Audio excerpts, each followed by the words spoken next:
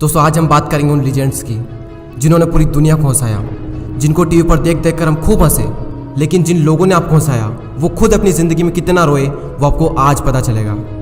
आप ही में से ऐसे कई सारे लोग होंगे जो कि बहुत हंसते होंगे, लोगों को भी बहुत हंसाते होंगे, लेकिन अंदर ही अंदर खुद टूटे हुए होंगे, अंदर ही अंदर खुद रो रहे होंगे। अगर ऐसा है तो ये वीडियो आपके लिए है। सबसे पहले हम बात करेंगे उस इंसान की जिसके घर की छत इतनी टपकती थी कि बारिश के आते ही उन्हें ऊंची जगह पर जाकर खड़े होना पड़ता था, जिसने अपने बुरे वक्त में एक्टरों की आवाज़ निकालकर पेन बेचे, जो सिर्फ 7th क्लास तक पढ़ा है, जिन्होंने 18 की उम्र में हिंदुस्तान यूनिलीवर कंपनी में काम किया और कंपनी के स्टाफ को मिमिक्री शो करके हंसाया करते थे। मैं बात कर रहा हूँ जॉन राव की, जिसे आज पूरी दुनिया जॉनी लीवर के नाम से जानती है, और आज की डेट में जॉनी लीवर की नेटवर्थ है $30 मिलियन। जॉनी लीवर कहते हैं कि तू बस मेहनत कर, क्योंकि जब परमेश्वर की रोशनी आती है तो हमारे अंदर एक ताकत आ जाती है। और ये तो कुछ नहीं, इसके आगे जो कहानी मैं आपको सुनाने जा रहा हूँ उसे सुनकर आपके रोंगटे खड़े हो जाएंगे। ये कहानी है उस इंसान की जो मरने के बाद भी लोगों के दिलों में राज करता है। इस इंसान ने पूरी दुनिया को हंसाया, लेकिन इनका शुरुआती जीवन बहुत ही संघर्षमय रहा। इनके माता पिता स्टेज शो करके पैसे कमाते थे, लेकिन कुछ ही दिनों बाद इस लड़के के पापा इनकी फैमिली को छोड़कर चले गए। अब पूरी फैमिली की रिस्पॉन्सिबिलिटीज उनकी माँ पर आ जाती है। जब ये लड़का 6 साल का था तब एक दिन उनकी माँ स्टेज शो कर रही थी और उसी वक्त उनकी आवाज़ चली गई। वहाँ पर बैठी ऑडियंस बहुत ही गुस्सा होने लगी। तभी उस 6 साल के बच्चे ने आकर अपनी माँ जैसी एक्टिंग की और उनकी आवाज़ निकालकर उस स्टेज शो को पूरा किया। लेकिन दुर्भाग्य ये था कि उस स्टेज शो के बाद उनकी माँ की आवाज़ कभी वापस नहीं आई। और उससे भी बुरा तो तब हुआ जब वो 8 साल के थे, तब उनकी माँ की मेंटल हालत बिगड़ गई, जिसकी वजह से उन्हें मेंटल हॉस्पिटल में भर्ती करना पड़ा। लेकिन इन सब के बावजूद भी ये बंदा परिस्थितियों के आगे झुका नहीं। इन्होंने खुद के स्टेज शो करना शुरू कर दिए और इनका टैलेंट सिर्फ स्टेज तक ही सीमित नहीं था। इनके टैलेंट को पहचानते हुए इन्हें फिल्म इंडस्ट्री में शामिल किया गया और इनकी पहली film I making a living. और इस फिल्म के बाद भी उन्हें कई सारे ऑफर्स आने लगे।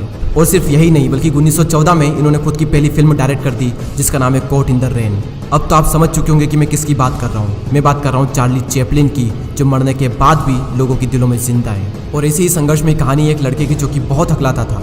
अगर उसे किसी को कुछ बात कहनी होती तो वो ठीक से कह नहीं पाता था, अपने हकलाने की आदत की वजह से। और इसी आदत की वजह से उनका कई बार मजाक भी बना। अगर उनकी जगह हम होते तो यूट्यूब पर सर्च करते कि अगर कोई मजाक बनाए तब क्या करें। लेकिन इनका पूरा फोकस अपनी कमजोरी पर ना होकर अपनी ताकत पर था। ये कॉमेडी के लिए बहुत ज़्यादा पैशनेट थे, लेकिन हकलाते बहुत थे। तो इन्होंने अपनी फिजिकली हरकतों से लोगों को हंसाना शुरू कर दिया और इनके पैशन को देखकर इन्हें फिल्म इंडस्ट्री में काम करने का मौका मिला। और 1977 में इनकी पहली फिल्म आई जिसका नाम था बीन। और इसके बाद लोग इन्हें जानते हैं मिस्टर बीन के नाम से।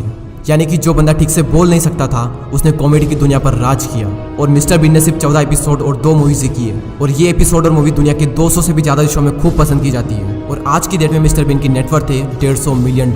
राजपाल यादव की हाइट बहुत कम है, लेकिन उन्होंने अपनी इस कमजोरी को कभी भी अपनी कामयाबी के बीच में नहीं आने दिया। हाइट में भले ही वो छोटे हैं, लेकिन एक्टिंग और कॉमेडी के मामले में वो लंबे लंबे एक्टरों से कई गुना अच्छे हैं। कादर खान जब स्कूल में थे तो उनके माता पिता का डिवोर्स हो गया था। कपिल शर्मा के पिताजी भी उन्हें बचपन में छोड़कर चले गए थे। लेकिन इन सब के बावजूद भी इनमें से एक भी रुका नहीं, क्योंकि सिर्फ छोटे पंछी ही बारिश के आने पर छुप जाते हैं। बाज तो तूफानों को चीर कर आसमान की ऊंचाइयों पर उड़ता है। गुलाब के पौधे में पहले कांटे आते हैं, उसके बाद फूल आते हैं। जिंदगी में भी पहले कांटे आते हैं, उसके बाद फूल आते हैं। और जो कांटे आते हैं वो बहुत चुभते हैं। अरे लोहे की तब तक वैल्यू नहीं बढ़ती जब तक कि वो तपता नहीं, तो तुम्हारी कैसे बढ़ सकती है?